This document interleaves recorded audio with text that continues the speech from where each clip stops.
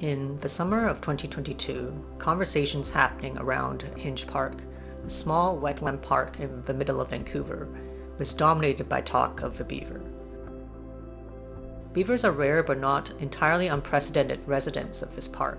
My best guess of this little beaver's backstory is that it was probably forced out of the area where it was born, likely Stanley Park where beavers are often found, to find a territory to call its own. It probably swam in from the False Creek Inlet and discovered this little cozy wetland for itself.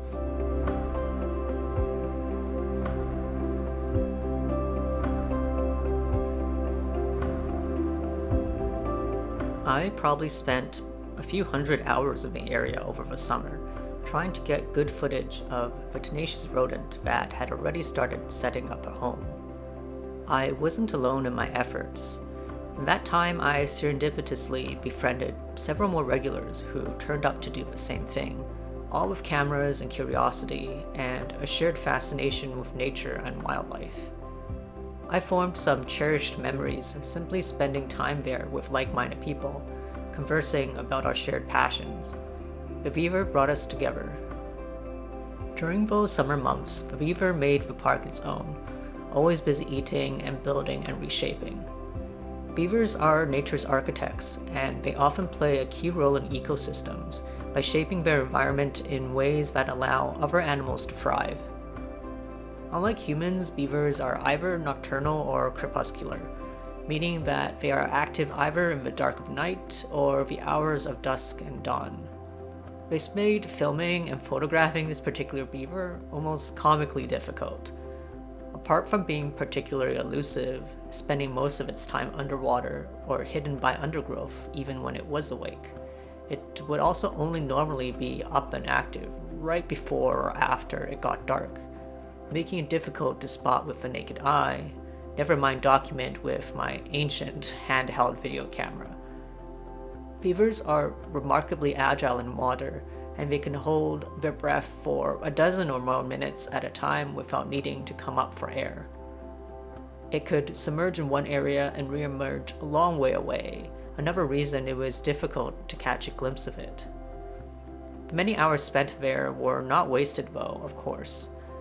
The wonderful conversations with the other regular people I met there were punctuated by excited exclaims when one of us spotted something moving, when we would scatter like mice, running in different directions to try and catch a glimpse of where the beaver might have gone, gesticulating enthusiastically to each other across the park. We remained respectful of the beaver's space and never tried to disturb it in its habitat, taking care not to shout or make loud noises, and usually filming from behind a railing. I relied primarily on the zoom on my camera to get closer shots. Even when it got too dark to see any details, I would hear the steady munching of undergrowth, spot the oscillating ripples of water as it slipped gracefully in and out, and feel a sense of comfort and contentedness.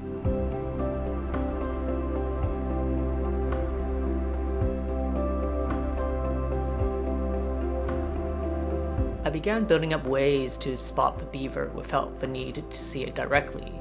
The most telling sign was large ripples or bubbles in the water.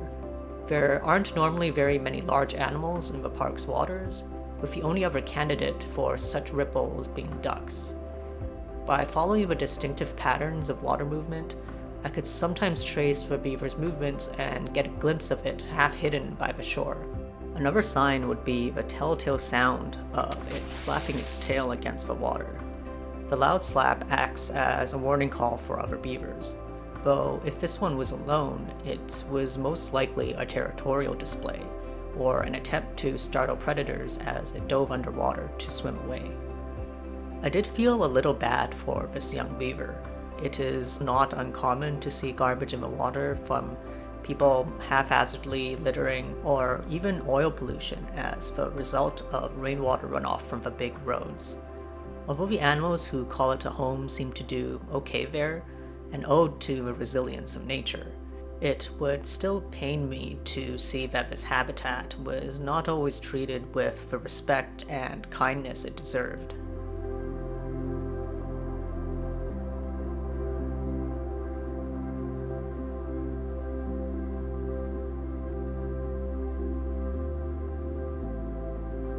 The beaver stayed for several months, building an elaborate system of tunnels and dens in the undergrowth. It cohabitated with ducks, red-winged blackbirds, sparrows, and the occasional visiting river otter or heron. I don't remember the last time I spotted it, as I was away from the area for a while. When I came back, a lot of the undergrowth had been cleared by the city, likely a routine annual maintenance in preparation for the fall and winter season, and the beaver was gone.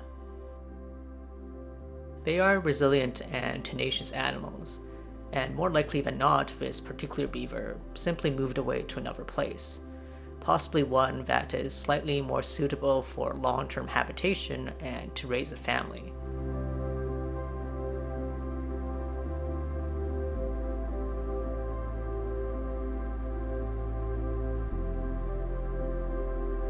Regardless, it was a joy to observe it in the few months it called Hinge Park its home. Not only was it lovely to see such an interesting animal, but the beaver also created serendipitous moments of genuine connection between people. In addition to my conversations with the regulars, I also had many interactions with strangers passing by who were curious about what I was looking at, or who just wanted to chat about the beaver. It showed me the way that the environment can bring all of us together, and how curiosity and empathy for what's around us can create meaningful connections between people, wildlife, and the places we inhabit with each other.